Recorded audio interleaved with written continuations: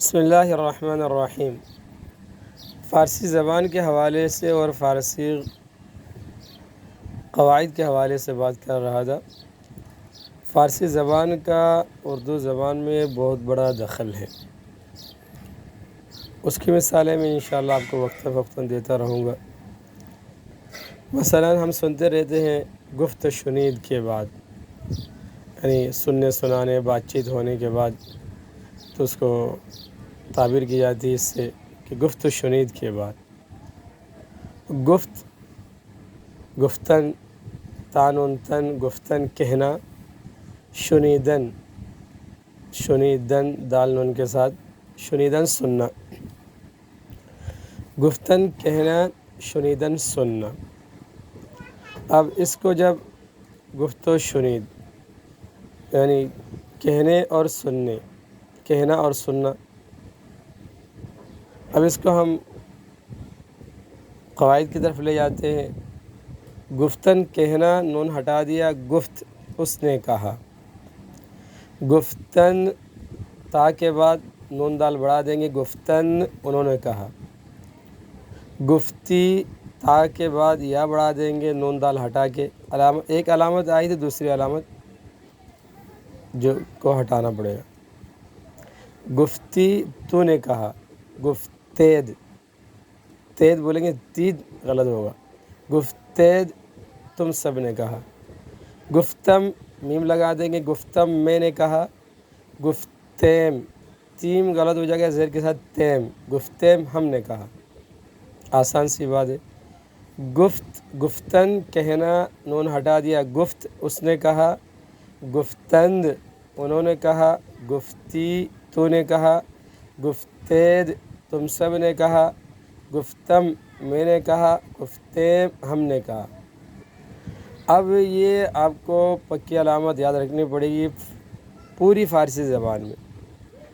یہ تو ایک ماضی مطلق، اس نے کہا، اس نے کیا، اس نے وہ بیٹا، وہ کڑا ہوا، جہاں بھی چلے جائیں گے علامت یہی ہے۔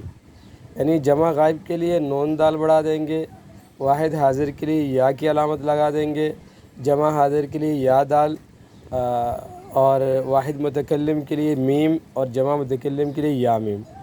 گفت نون ہٹا کے کسی علامت کے بغیر، یہ واحد غائب۔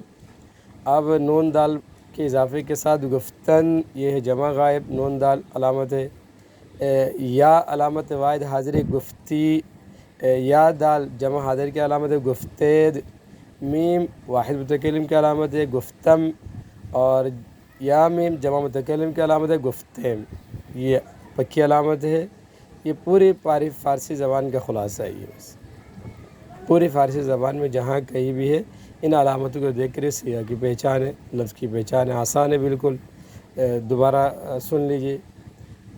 گفتن ایک مصدر ہے جس کو انگلش میں ورب کہتے ہیں، ورب ہے، نون ہٹا دے گفت، نون ہٹانے کے ساتھ ہی یہ واحد غائب بن جائے گا۔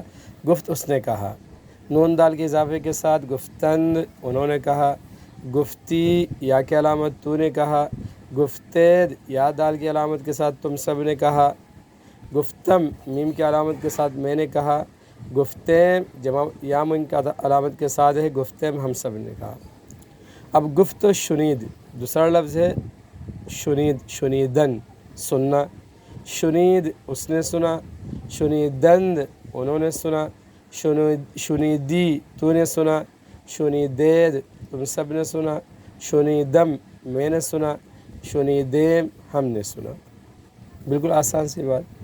اور اسی طرح ہم سنتے رہتے ہیں اردو میں نشست و برخاست، نشست و برخاست، نشستن بیٹھنا، برخاست کھڑا ہونا اٹھنا، یعنی بات چیت ہونے کے بعد کھڑے ہو گئے، یعنی یہ وہاں یہ جملہ استعمال کیا جاتا ہے جہاں یعنی صرف بات چیت ہوئی، کوئی کام کی بات نہیں ہوئی، مجلس برخاست ہو گئی، وہاں بولتے ہیں نشست و برخاست ہوئی بس۔ نشستن شین اور سین، نشستن بیٹھنا، برخاست کھڑا ہونا، نشست نون ہٹا دے، نشستن نشست وہ بیٹا، نشستن وہ سب بیٹے، نشستی تو بیٹا، نشستید تم سب بیٹے، نشستم میں بیٹا، نشستیم ہم بیٹے، برخاستن کڑا ہونا، برخاست وہ کڑا ہوا، برخاستن وہ سب کڑے ہوئے، برخاستی تو کڑا ہوا، برخاستے تم سب کڑے ہوئے، برخاستم میں کڑا ہوا، برخاستیم ہم کڑے ہوئے۔ کسی بھی لفظ کو، کسی بھی صیغے کو لے لے تو کسی بھی مصدر کو لے لے، علامتیں یہ لگاتے جائیں گی۔ یہ تو جہاں تک میں سمجھتا ہوں کہ پہلی کا جو بچہ ہے وہ بھی اس قاعدے کو سمجھے گا۔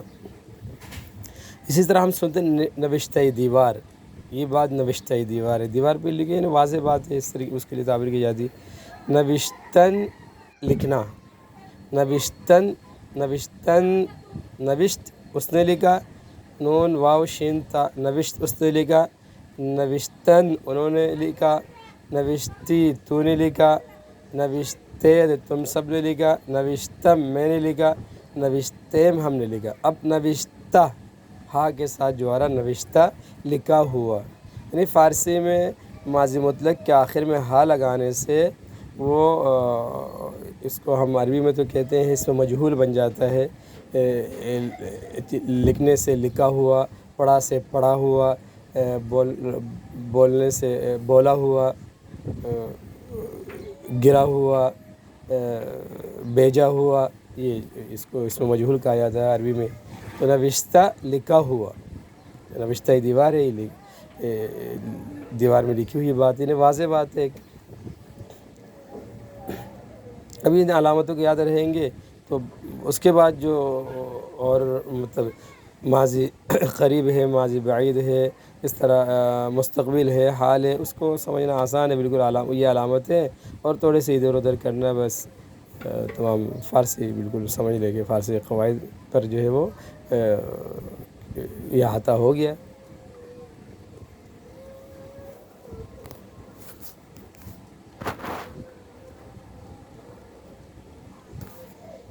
فارسی قواعد کی گرفت ہو گئی، بس اتنے سمجھ لے۔ اللہ تعالیٰ سے دعا فرمائے اللہ تعالیٰ جو ہے اس سلسلے کو جاری رکھنے کی توفیق عطا فرمائے، اور جو ہے مجھے بھی اللہ تعالیٰ سمجھانے کی، مجھے بھی سمجھنے کی، اور جو حضرات سن رہے ہیں ان کو بھی سمجھنے کی اللہ تعالیٰ توفیق عطا فرمائے۔